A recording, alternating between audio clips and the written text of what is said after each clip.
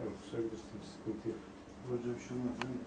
Kusarsan bozulur. Güne gün tutarız yani kasıt olarak bozmadığın için. Şimdi bandırlar aşağıda kandaki toksinler, zehirler, vücudun çöplük bölgesi, atal bölgesi, sırt bölgesi oluyor. Cebrail Aleyhisselam 11 ayetli 2 sure getirmiş ona, Felak Nas suresini. Onun mübarek saçlarına bir tarağa sarıp 11 düğüm atıp okuyup gayet müessir bir büyü kuyuya atmışlar. Hastalanınca Cebrail Aleyhisselam Felak Nas suresini ediyor. Şurada hacamat olmasını tavsiye ediyor. Vücuda giren habis ruhlar kafatasının ince olduğu şu bölgeden pis kanla beraber dışarı atılıyor. Kafa hacamatını Peygamberimiz can kurtaran diye Aleyhisselam. Beynin açılmasına vesile oluyor. Peygamber Efendimiz Aleyhisselatü Vesselam her derde şifa olduğunu söylüyor. Kanla alakalı bütün hastalıklara iyi geliyor yani Allah'ın izniyle. Biz de bunları burada tecrübeyle bizzat müşahede ettik yani gördük, yaşadık. Büyükten küçüğe en müzmin dertleri sahibi olan insanlar yani Allah'ın izniyle hacamattan şifa bulurlar. Yani. Gece sokağa çıkamayanlar, uyuyamayanlar, çocuk sahibi olamayanlar, fıtığı olanlar, nörolojik hastalık sahibi olanlar, psikolojik hastalık sahibi, hepsi Allah'ın izniyle şifa buldular.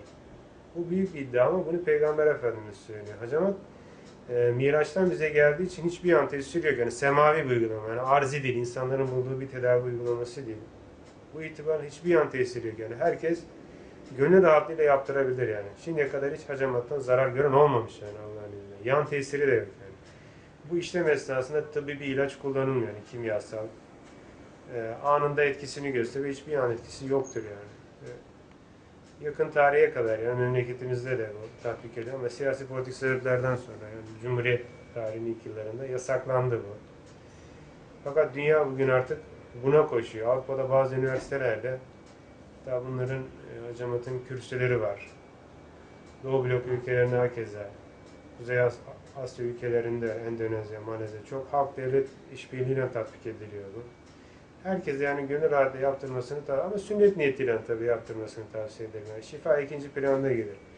Yani sünnet-i seniyyenin meselelerinin her biri mutlaka altında bir nur, bir hikmet var yani. Ama faydası için değil, ibadet kastıyla bunları yaptırmak lazım. İşlemden çok fayda gören insanlar oldu. Çocuk sahibi olanlar, tıptan dışlanan insanlar, ümitsizliğe düşen insanlar. Allah'ın izniyle hepsi şifa buldular. Kendileri başkalarına da vesile oldular. Bize de dua ediyorlar. İnanç, itikat noktasında da yani mesafe aldılar. Yani Allah'a son şükürler olsun ki böyle bir tedavi metodunu bize göndermiş yani Peygamberimiz vasıtasıyla. Hamdolsun.